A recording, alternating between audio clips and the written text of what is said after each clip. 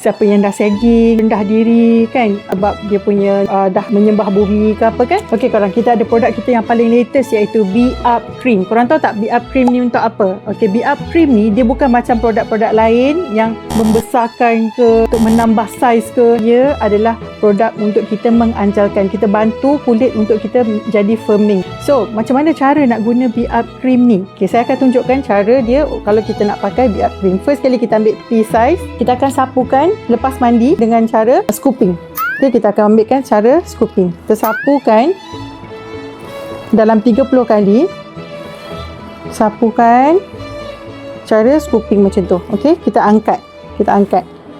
Kalau boleh tak perlu kena kawasan area. Okey, so kita buatkan secara pusingan macam tu.